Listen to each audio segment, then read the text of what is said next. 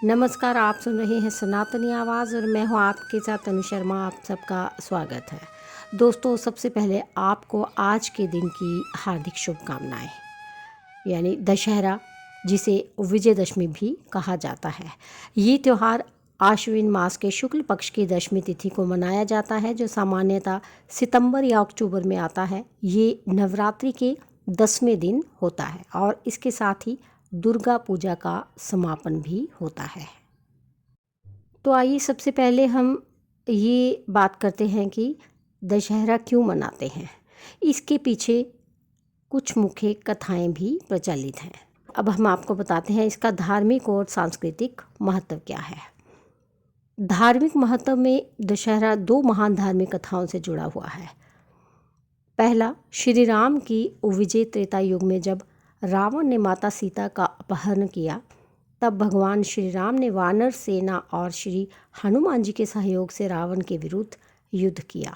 10वें दिन भगवान राम ने रावण का वध किया। तभी से ये दिन विजयदशमी कहलाया, यानी विजय का 10वां दिन। ये दर्शाता है कि सत्य और धर्म की सदा विजय होती है, चाहे अधर्म कितना ही शक्तिशाली क्यों ना हो। और दूसरी कथा, माँ दुर्गा की विजय। एक अन्य कथा के अनुसार देवी दुर्गा ने 9 दिनों तक महिषासुर राक्षस से युद्ध किया और 10वें दिन उसका अंत किया। इसलिए नवरात्रि के ठीक बाद दशहरा मनाया जाता है। ये पर्व शक्ति और स्त्री सामर्थ्य का भी उत्सव है। चलिए अब बात करते हैं इसके सांस्कृतिक महत्व की। भारत एक सांस्कृतिक देश है और दशहरा हर प्रांत में भिन्न भिन्न रूपों में मनाया जाता है।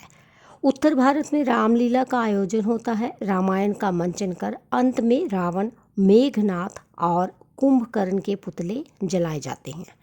पश्चिम बंगाल में इसे दुर्गा पूजा के रूप में मनाया जाता है।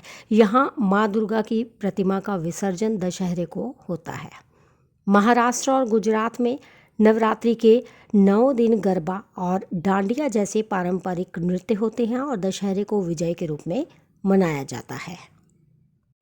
दक्षिण भारत में देवी की विभिन्न रूपों की पूजा की जाती है, विशेष रूप से ज्ञान और शक्ति की।